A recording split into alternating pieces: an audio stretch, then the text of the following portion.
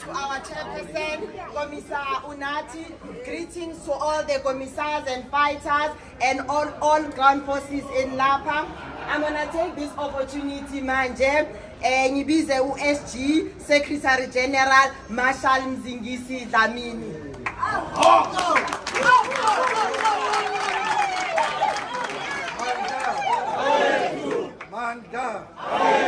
Manda, viva EFF, viva! Viva EFF, viva! Long live the Commander-in-Chief, long live! Long live the Commander-in-Chief, long live! Long live the Commander-in-Chief, long live! Manda! No, thank you very much, ESG. Bullies to the chair of the province and the leadership of the province.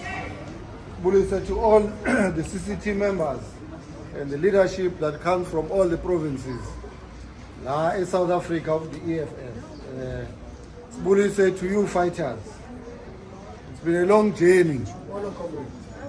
For 5 years, we've been on this court with these fighters, commissars. That's why it's important that everything today we are here as commissars. These fighters, they've been here for the last 5 years together with me in this court. But they thought we were going to surrender. They thought we were going to retreat. So today, the magistrate has sentenced us to 18 months suspended sentence and a fine of 6,000 for defending the revolution. Because what happened on that day in the State of Nation address, I'm told that there's a State of Nation address next week on the 18th of May. Once we are given a responsibility, we'll do it again. Because what we did there, we've got no regrets. So I've been found guilty for GBH. Ukubamba nje umfana womlungu kancane. Kuthiwa bese kusondele ku-attempted murder. Mawusuka ku-GBH, the next thing usho ukuthi ususondele ku-attempted murder.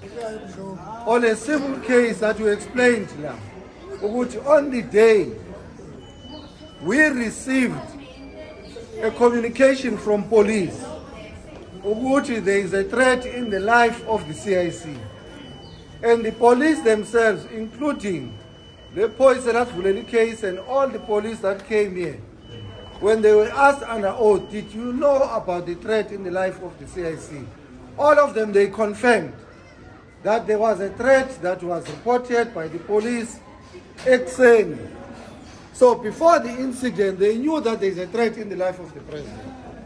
So when we left that parliament on the day, we left the parliament, we decided that because there is this threat as the leadership, we're not going to do the normal business of parliament.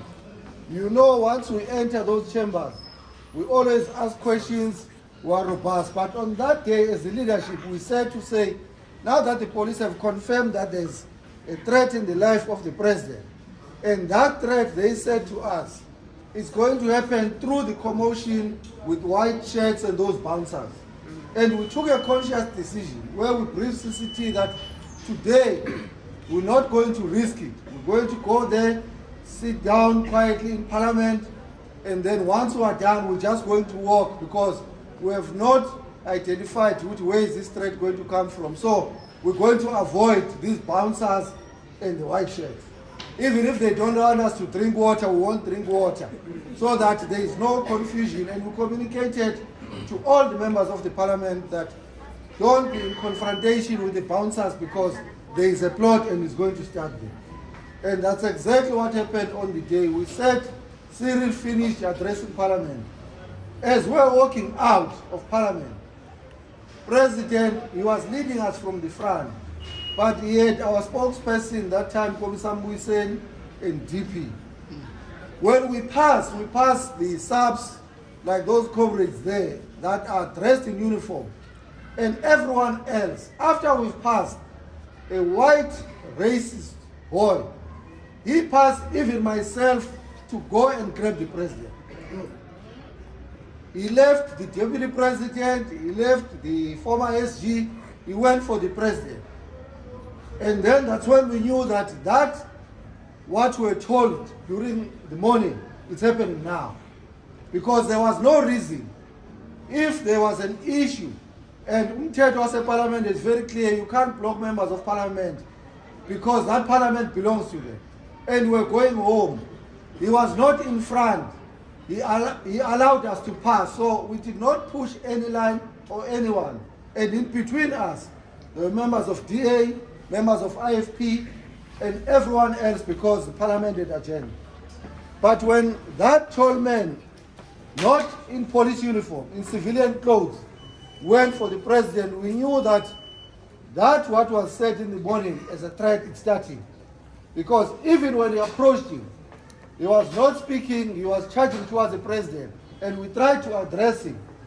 And he was still charging forward and not speaking to any other member, because if we're doing something wrong, Kommissar Muysen was even in front of the president, because as a spokesperson was going outside to prepare for the media, that the president must address the media. They allowed him to go, but they went for the president. And then that's when we knew that it means this threat has arrived. But because we've been given a responsibility at the time, that's why I'm saying, once we're given that responsibility, we'll execute it again. The responsibility that we had is to protect the revolution and its leaders.